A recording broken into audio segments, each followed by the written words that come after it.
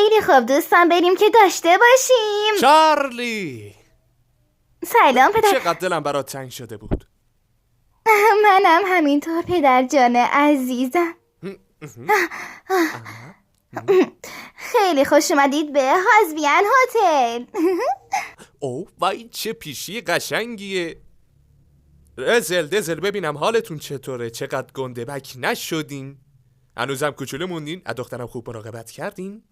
بهتره کرده باشین. اینجا عجب هتلیه. هتلت پر شده از شخصیتی داره. اوه کی اون بنای موسیقی و ساخته؟ خب باید برزتون برسونم که اینجا تغییراتی داشتیم. رنگ ها روح میبخشن مگه تو نه؟ دیگه کسی رو؟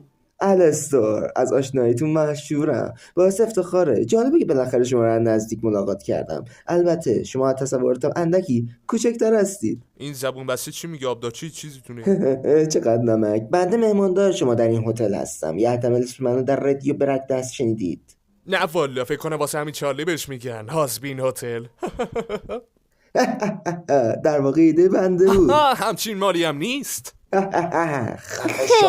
خیلی خوب، باشه بگذاریم. پدر این مکان زیبا رو ببینین. مردم اینجا میشن و با هم آشنا میشن و تمام رازها و احساساتشون رو با هم به اشتراک میذارن. و خب اگه الستور نبود ما نمیتونستیم اینجا رو انقدر مجلل کنیم.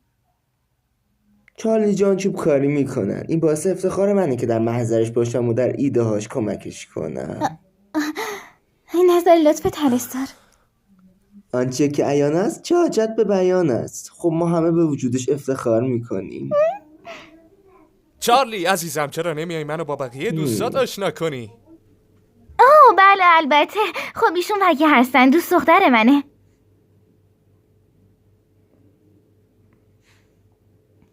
چه تفاهم جالبی، به پر بغلم بگی.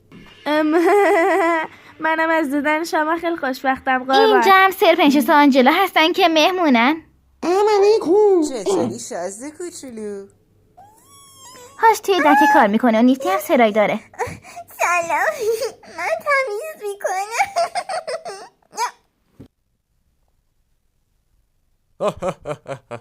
پس که اینطور